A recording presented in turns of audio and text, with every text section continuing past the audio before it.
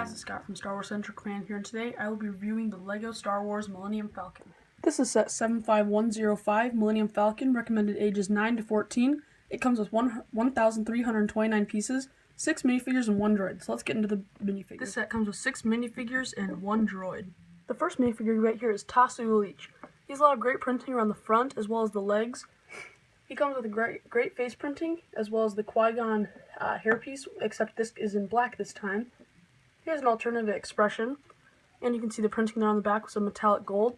And he comes with a old-timey pirate pistol. Now this is a really good figure, so let's get on to the next one. The second minifigure we get is a Contra Club gang member. He has a lot of great printing on the front and the torso and the legs, as well as the back, and he comes with a old-timey musket. He has one expression with this cool sort of hairpiece, except it's sort of a cover for his head, and he has like an eye patch right there. Now both these gang member figures are really cool, and I really like the inclusion of them in the set. The next figure is the plain old Rey minifigure. We have a lot of these here, but it's still a good figure to get. She has that cool hairpiece as well as an alternative expression.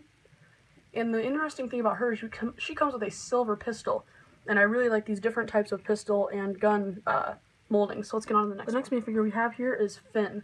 He has the Poe Dameron's jacket on, as well as 2 expressions, and plain black legs. This is a really nice addition to the set.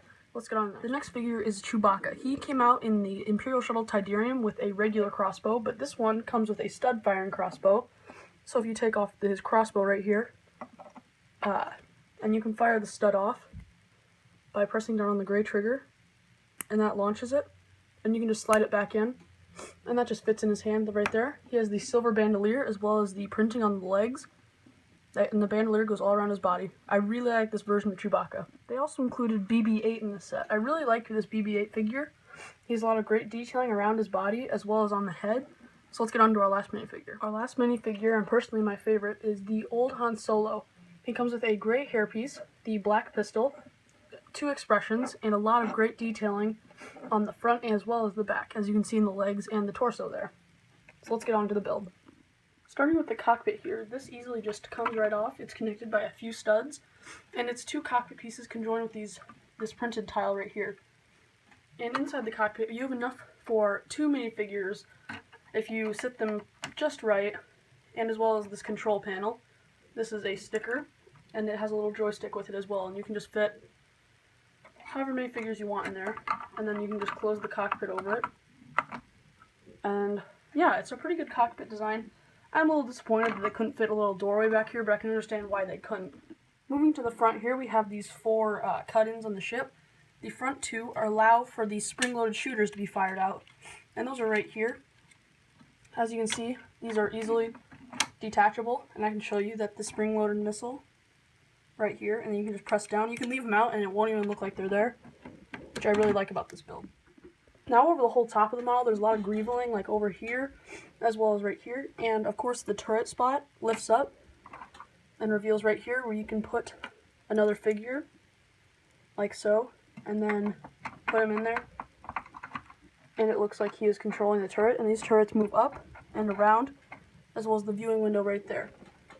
And on the back 6 engines here, there's stickers on dish pieces, and those just go right there. And I really like the detail of these, as well as all the greeveling just around the ship. And there's a sticker right here, and a satellite that is on a ball joint.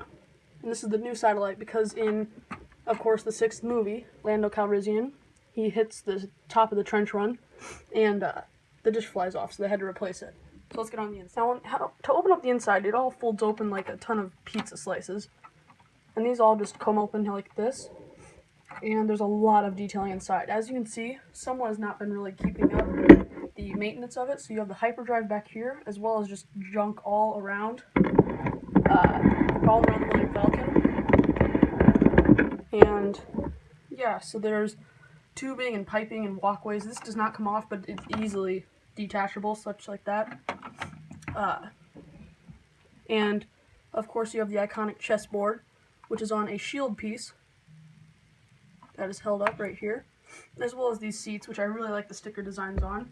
And back here we have a cot to rest up, as if Chewbacca gets injured, as he did in the movie. And if we get Finn, you can have him play the space chess. This is a lot of nice detailing in here. And there's one last part over here. There's a little trapdoor that folds up, and you can store cargo inside there.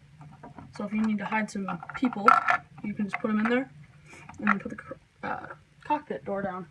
And then, of course, over here is the landing ramp that folds down. Now, it's a little tricky to get figures on there, but if you have elevated it, you can sort of get it to fit.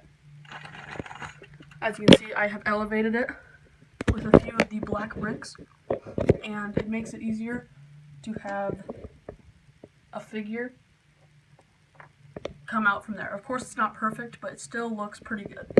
So that was the review of the Millennium Falcon. If you like this video, please leave a thumbs up and subscribe for more content. Thanks, have a good day.